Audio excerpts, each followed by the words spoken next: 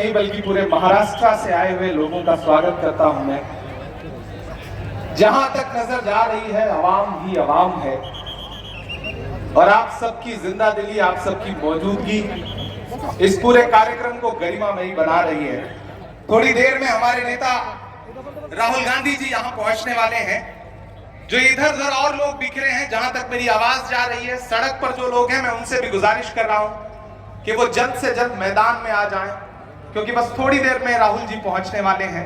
यहाँ पे मौजूद आदरणीय जयराम रमेश जी, दिग्विजय सिंह जी, हमारे कांग्रेस के तमाम वरिष्ठ नेतागण टूटी हुई कश्ती का हुनर देख रहे हैं, टूटी हुई कश्ती का हुनर देख रहे हैं। साहिल पे खड़े लोग इधर देख रहे हैं, तुम पांव के छालों को फकत देख रहे हो, हम और भी आगे का सफर देख रहे हैं। पिछले 64 दिन से कन्याकुमारी से चली हुई एक यात्रा नांदेड़ तक आ पहुंची है और नांदेड़ वालों, मैं ही नहीं बल्कि पूरी कांग्रेस पार्टी आपका शुक्रिया अदा करती है कि जिस तरह यहां की आवाम ने इस यात्रा का वेलकम किया है, राहुल जी का वेलकम किया है। मुझे लगता है कि अशोक राज जी के लिए एक जोरदार ताली जरूर बजनी चाहिए, उनकी इस मेहनत के लिए, उनकी इस कोशिश के लिए। नांदेड़ वालों, मैं लगातार आपके बीच में आता रहा हूं, आपसे एक रिश्ता रहा है।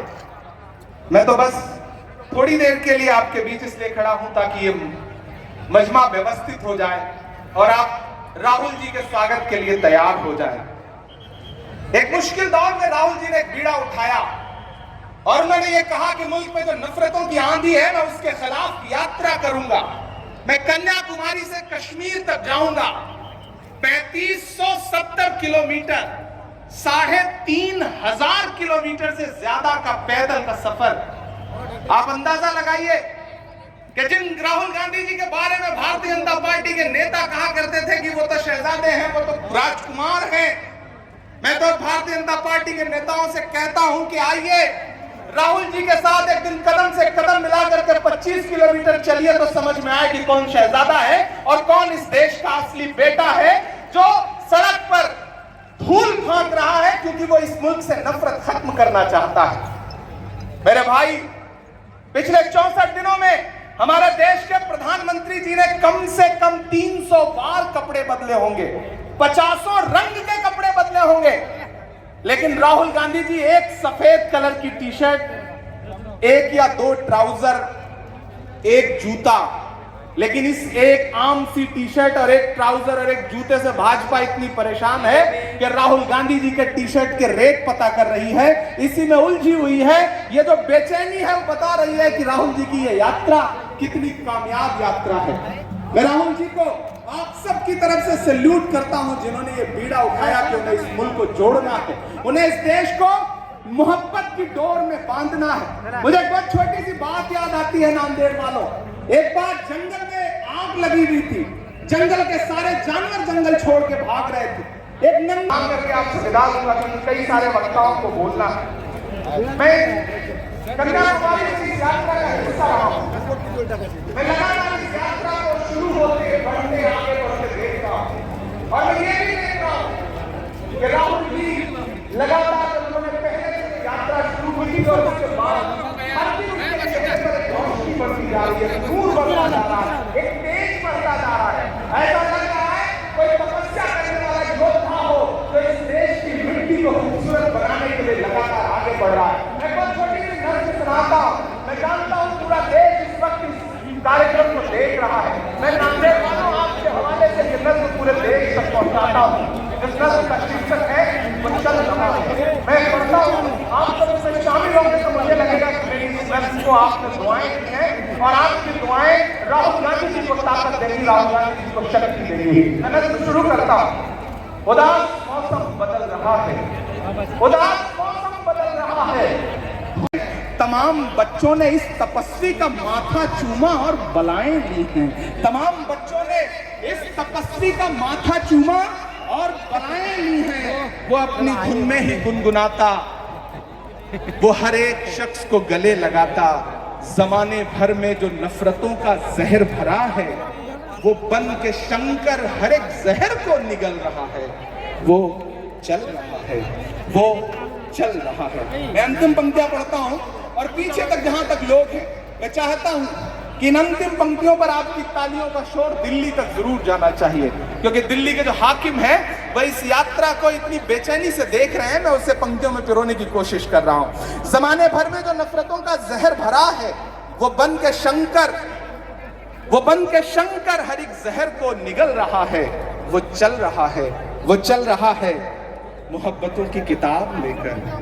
वो चल रहा है मोहब्बतों की किताब लेकर, लबों पे अपने गुलाब लेकर। वो चल रहा है मोहब्बतों की किताब लेकर, लबों पे अपने गुलाब लेकर, सुनहरे रंगों का ख्वाब लेकर। वो आया है इनकलाब लेकर।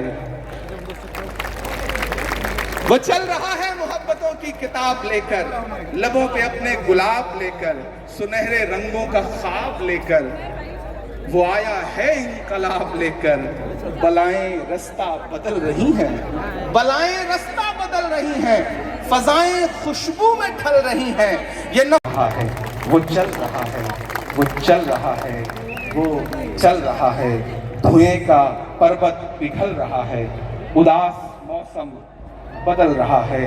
बहुत बहुत शुक्रिया आप सारे लोगों का हूं कि एक बार जोरदार ताली राहुल गांधी जी की इस कोशिश के लिए बजे। आपकी तालियों का शोर उन तक जाए ताकि वो जल्द से जल्द इस कार्यक्रम का आए और इस कार्यक्रम को आप और खूबसूरती के साथ देखें। मेरे भाई ने जो भी यहाँ पे बात रखी, उसी बात को मैं आगे रखना चाहूंगा। जैसे राहुल जी ने कहा है कि ना तो सरकार मेरी है ना रौब मेरा है, ना तो सरकार मेरी है ना रौब मेरा है, ना बड़ा सा नाम मेरा है। मुझे तो खुशी इस बात की है कि मैं भारत देश का हूं और ये सारा भारत देश मेरा है।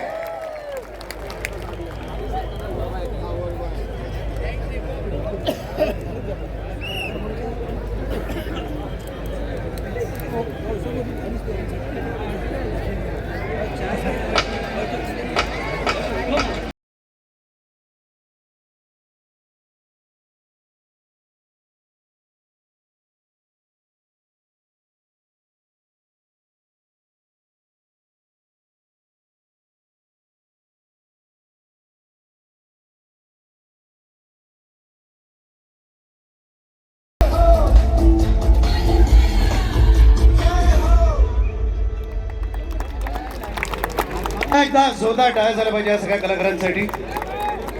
फार छान. असं म्हणतात की फडकणाऱ्या झेंड्याची दिशा जर बरोबर असेल तर त्याच्या मागे जाणारेही अनेक जण असतात.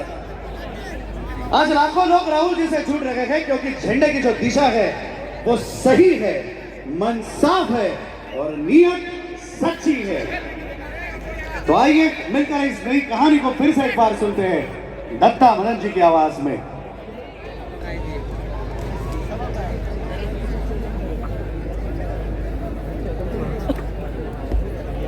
बहुत ज़्यादा थोड़ा मतलब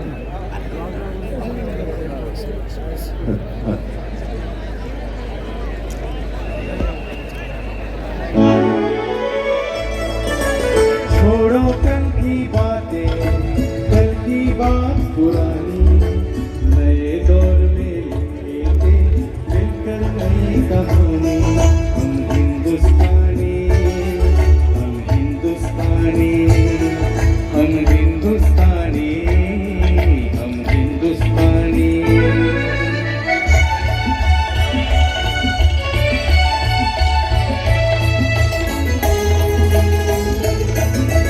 आज पुरानी जंजीरों को तोड़ चुके हैं, क्या देखे उस मंजिल को जो छोड़ चुके हैं. चांद के दर पे जा पहुंचा है आज जमाना. आओ मेहनत को अपना ईमान बनाए, अपने हाथों को अपना भगवान बनाए. राम की इस धरती हमारा हिंदुस्तान बनाए. नया खून है, नई उमंग, अब है नई जवानी. हम हिंदुस्तानी. छोड़ो कल की बातें, कल की बात पुरानी, नए दौर.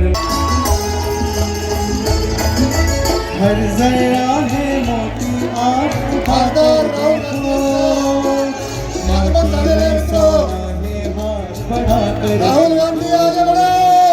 सोने की ये गंगा है चांदी की टाळे वाजवून जोरात स्वागत करावं। चाहो तो पत्थर से धान उगा कर देशाचे नेते खासदार आदरणीय राहुल गांधी यांचं आपण धन्यवाद देतो।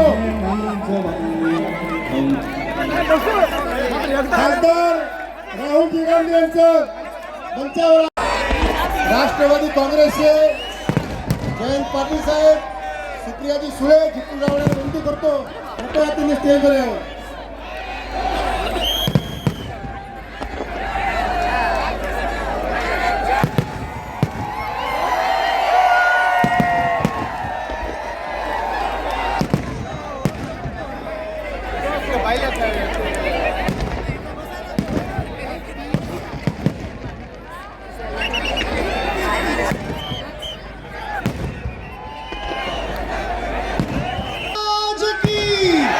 छत्रपति शिवाजी महाराज की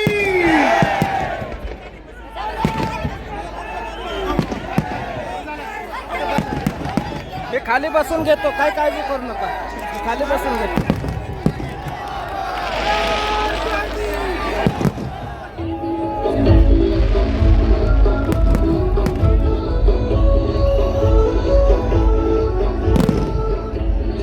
महाराष्ट्र माझा गरजा महाराष्ट्र माझा जय जय महाराष्ट्र माझा गरजा महाराष्ट्र माझा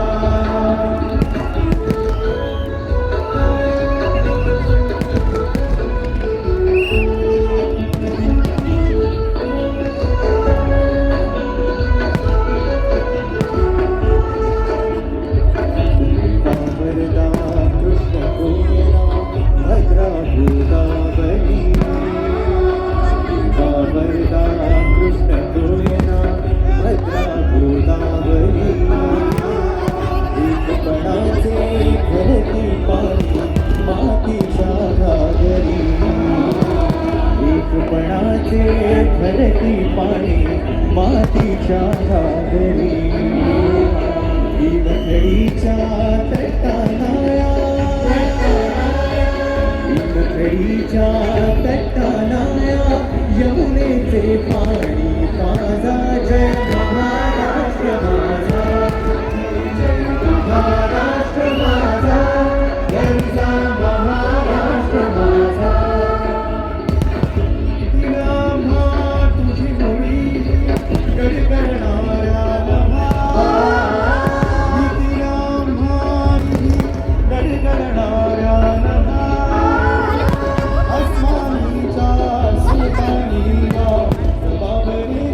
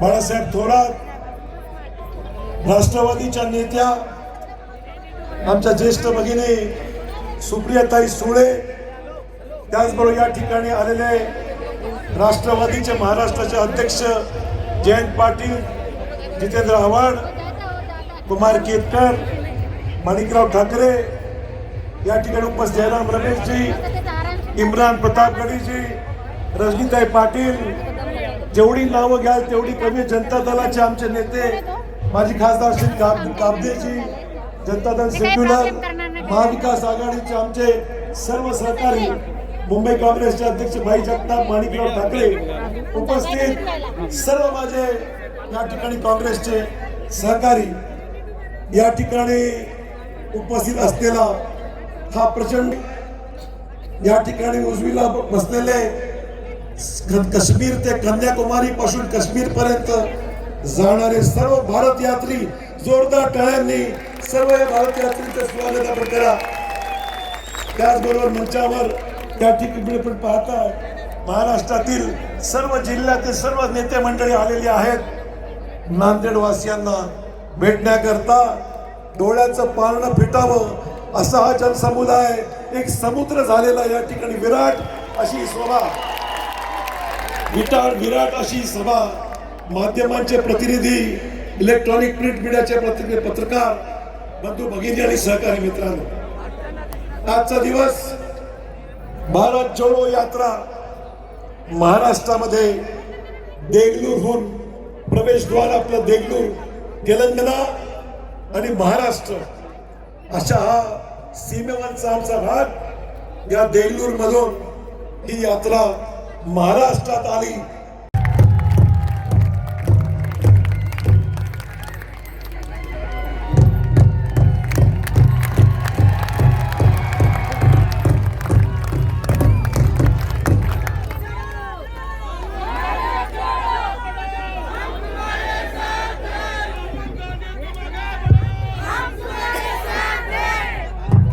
पहले मीटिंग शुरू करने से पहले हमने छत्रपति शिवाजी महाराज, बसवण्णा जी, महात्मा फूले जी, साहू महाराज और हमारे जो महापुरुष हैं उनका फूलों से आदर किया.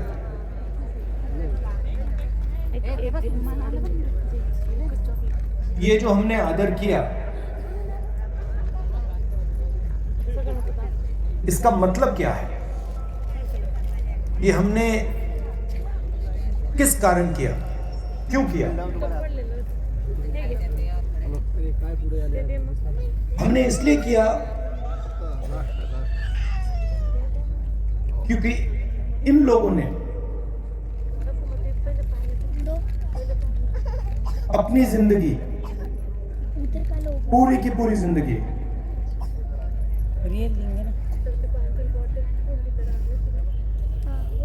तपस्या तपस्या तपस्या की. इन्होंने और कुछ काम ही नहीं किया. और जब इन्होंने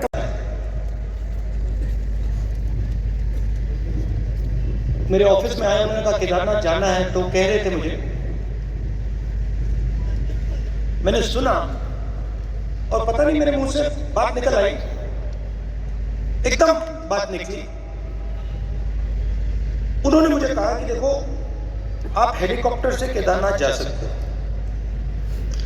जैसे उन्होंने ये बोला, मैंने कहा मैं हेलीकॉप्टर से केदारनाथ नहीं जाऊंगा. मैं अगर केदारनाथ जाऊंगा तो मैं पैदल जाऊंगा, क्योंकि मैंने सोचा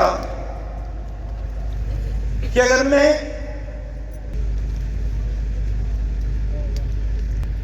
शिव के मंदिर में जा रहा हूं, जो मतलब मैंने तपस्वी की बात की, जो सबसे बड़े तपस्वी थे, अगर मैं उनके घर जा रहा हूं तो हेलीकॉप्टर में जाने का कोई मतलब ही नहीं. मतलब मैं तपस्वी के यहाँ जा रहा हूँ और मैं 15 किलोमीटर तपस्या नहीं कर सकता क्या? तो मैंने कहा देखो मैं जाऊंगा मगर हेलीकॉप्टर लेकर नहीं जाऊंगा, पैदल जाऊंगा। कहते ठीक है, मैं पैदल गया। वहां पे बहुत अच्छा लगा, बड़ी ठंड थी।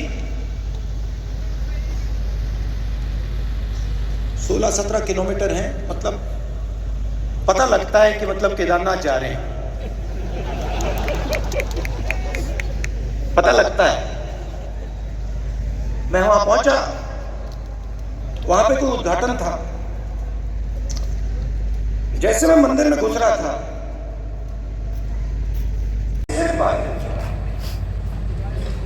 इतनी बड़ी टोकरी, उसमें फल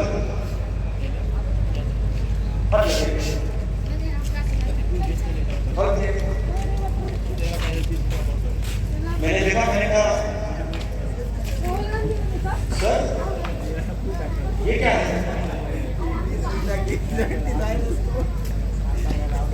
कहते हैं ये मैं फल शिव जी के चरणों पे डालने के लिए लाया हूं। एकदम मैंने सोचा आप नहीं लाए हैं, आपका डॉक्टर लाया है। मगर जो दिल में होता है मैं कभी कभी बोलता नहीं हूं, चुप हो गया।